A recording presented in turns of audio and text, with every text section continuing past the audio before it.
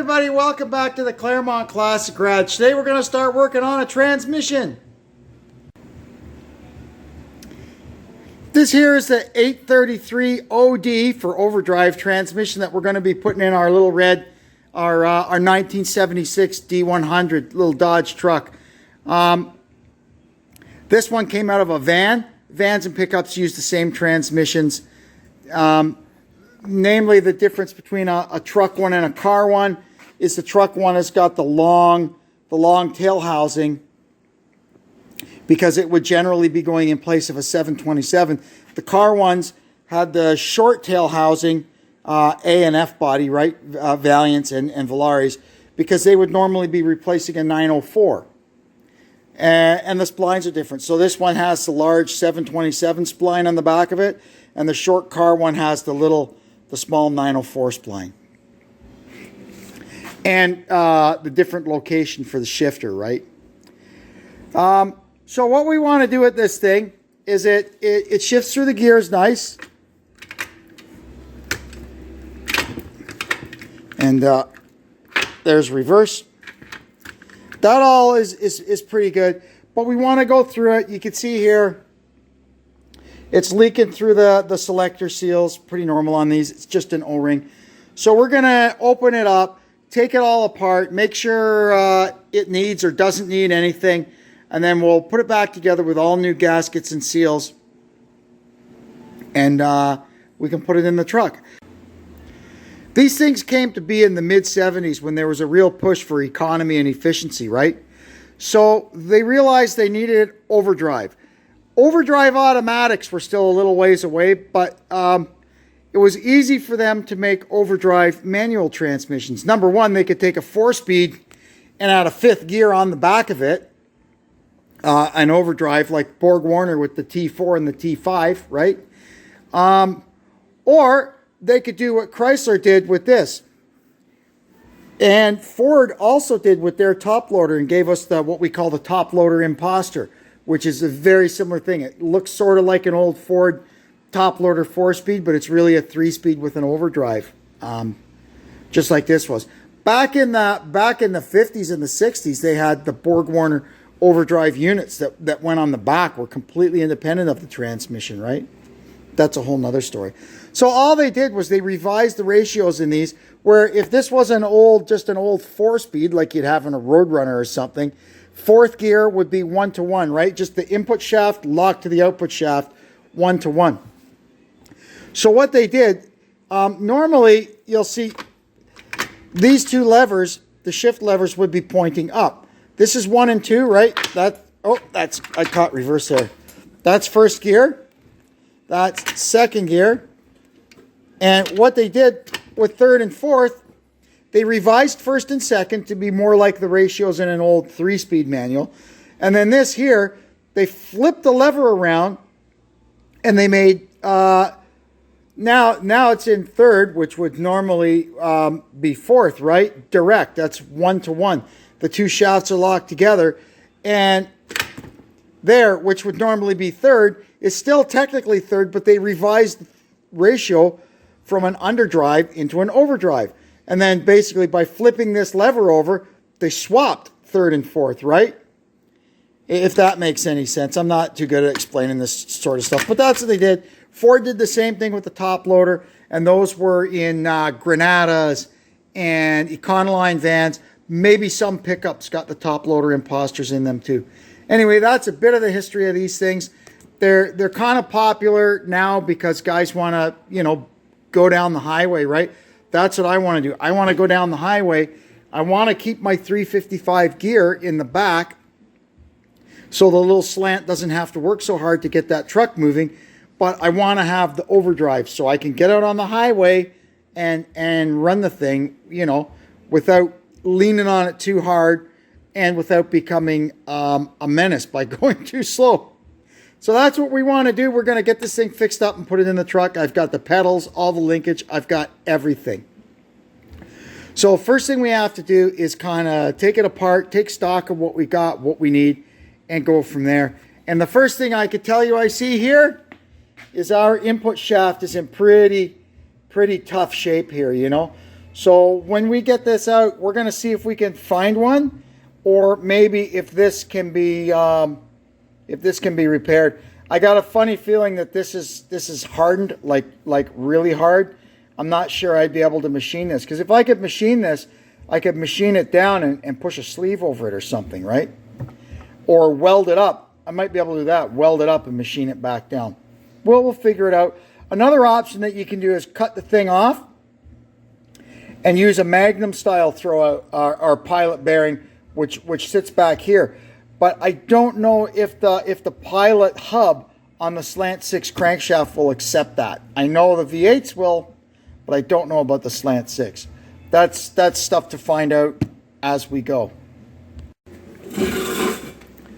So the first thing we're going to do is get this bell housing off, and we'll get the shifter off.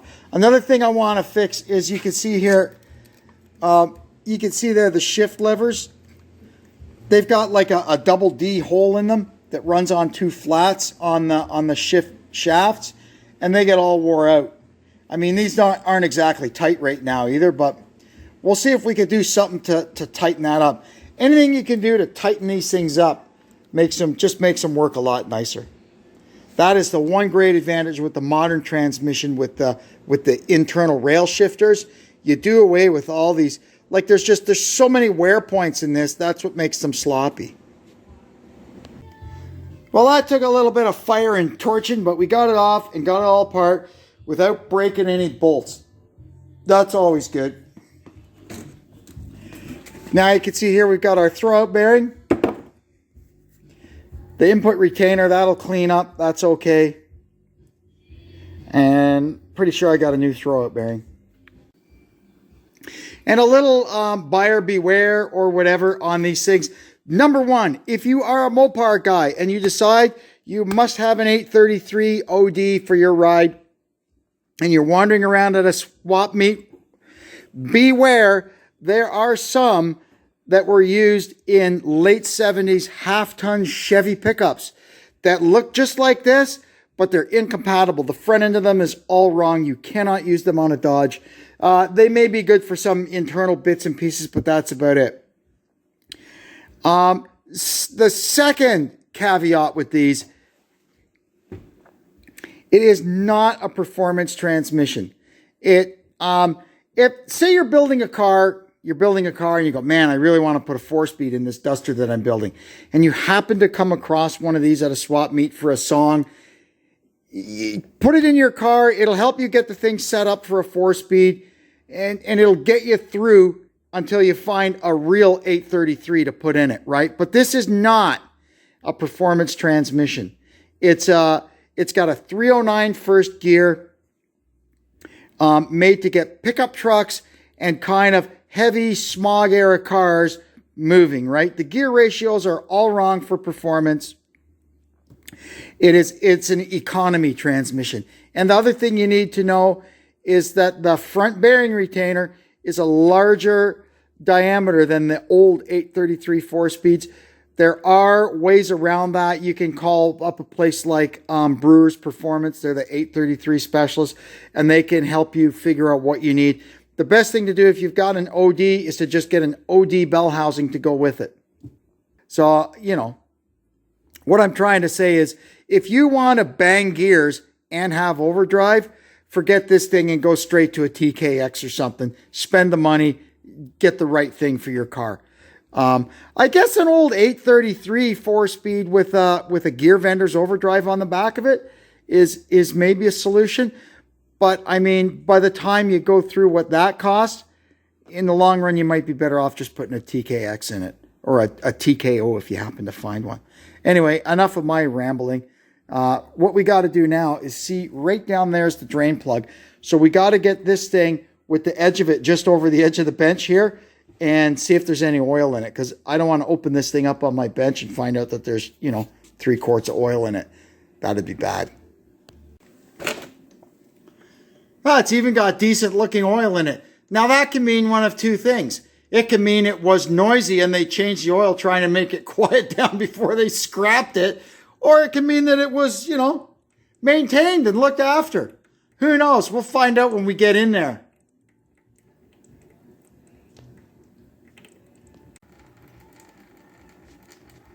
While that drains, we'll start pulling the side cover bolts off, and we can find out what's in there.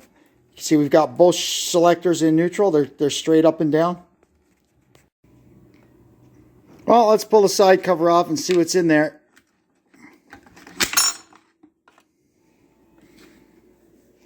Well, it is pretty clean inside, eh? Not bad.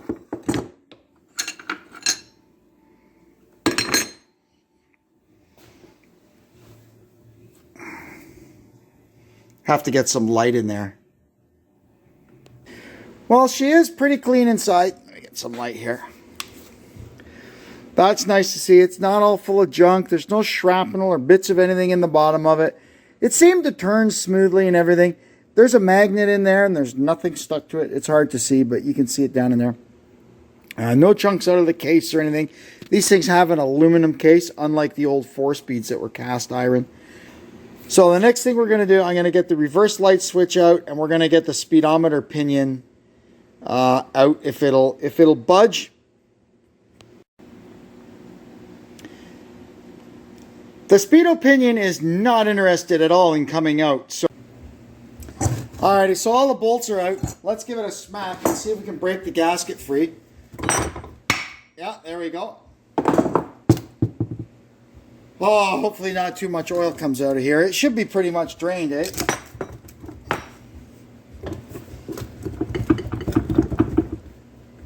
Yeah, that speedo is going to cause us grief. Okay, well, I'm going to have to put a couple of bolts back in and try and get the speedo pinion out.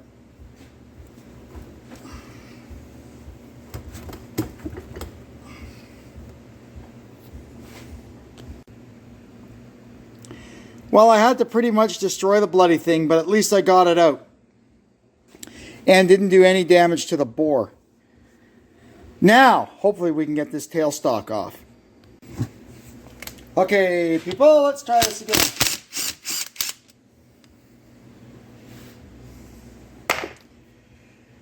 Oh, I've taken these things apart before, the old 4-speeds, and I'm pretty sure this just comes off, right? Oh, maybe I'm wrong. Maybe I'm wrong. Okay, now we got the book. This will be a lot easier now. Disassembling transmission. So we'll follow that and see where we get. What we have to do is take all the bolts out of the extension housing, turn it to expose the counter shaft. Now, we're going to drill a hole in this Welch plug here, push the counter shaft back. There's a woodruff key we have to remove, and then we push the counter shaft forward and out with the plug and everything. Okay, so this is the shaft for the cluster gear, and there's the little key that they were talking about. Now, the little key came out, and theoretically we're supposed to push this shaft back in and use it in turn to knock this plug out. Now, that's not going to happen because the thrust washer on the end of the cluster gear shaft has fallen down. Because when I drilled through, it pushed this shaft out about that far. I didn't know that would happen, or I would have drilled it before I turned this. Anyway, live and learn. So now we're just going to pull the shaft out this way. I can't get it to go back in to knock the plug out. We're just going to pull the shaft out this way and go from there. Now they wanted us to turn the tail housing back around to its proper position. I'd done that and just loosely stuck in one bolt so it holds there. Now they want us to remove the input retainer and the input shaft out the front of the case. The retainer comes off easy enough. You just remove the bolts, and once you break the gasket seal, it comes off. Now the input shaft itself, we have to push this whole bearing and everything out of the case. So what we will need to do is get in behind it with a kind of a long brass drift and work at it. So probably what I need to do is use a piece of bar and tap it with a piece of brass. That's about the closest we're going to get.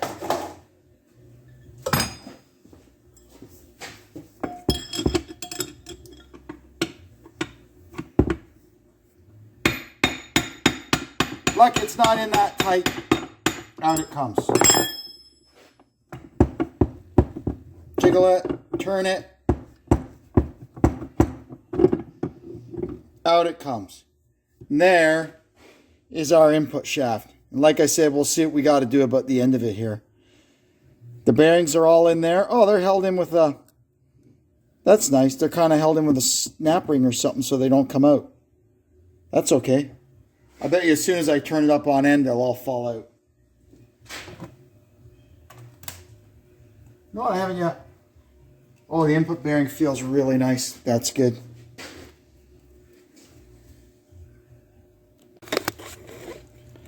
Okay, so it says slide this synchronizer slightly forward. Okay. Move the reverse idler to the center of its shaft. Okay. And at this point, apparently we're able to tap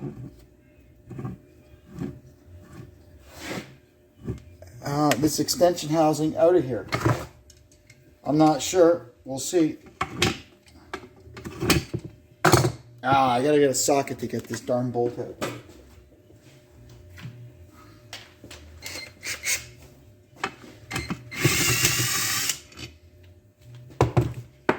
There we go.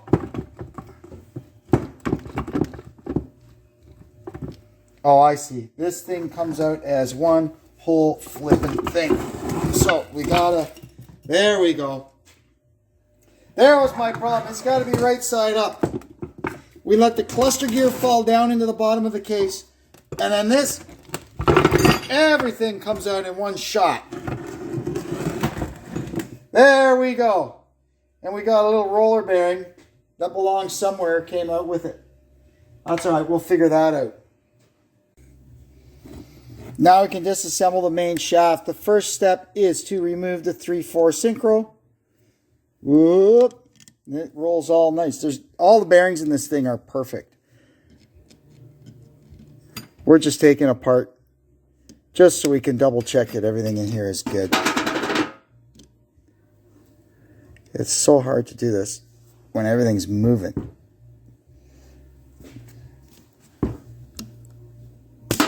Oh.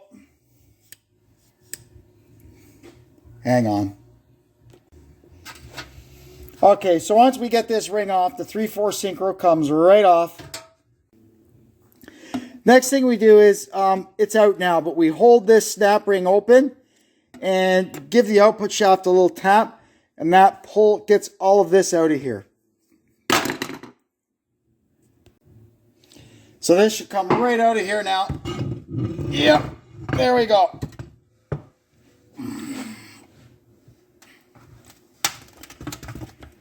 Woo!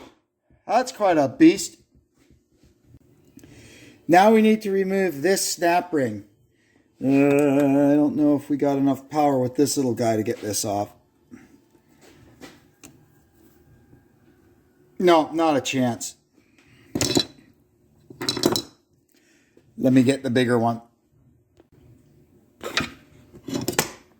This guy got it.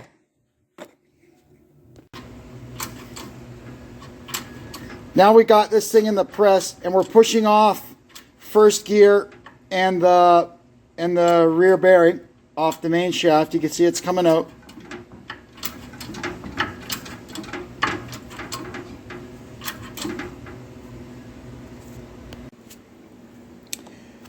Now we've got one more snap ring in there, and then the 1-2 synchronizer and second gear are going to come off of the shaft.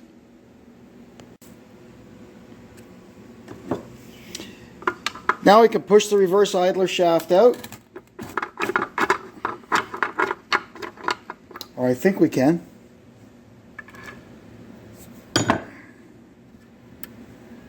There's a little keyway for it.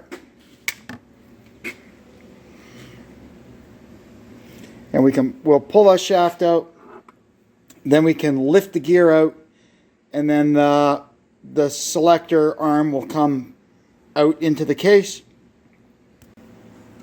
And very important to recover the detent ball for the reverse lever. Now we can lift the cluster gear out, and hopefully we can lift it out nice and level so that we don't lose all the little rollers out of it. We'll dump them into there, and then we'll make up an arbor tool for when we reinstall it. All right, well, it's apart. In the next video, we're going to clean everything up, inspect every single part, and make a list of everything we need to get this thing back in good condition. And we'll go from there. Well, that was a pretty good one. I'm going to take off now. I'd like to thank you for tuning into our channel. Hope you'll come back and see us again. And until then, I'm Kevin saying so long from the Claremont Classic Garage.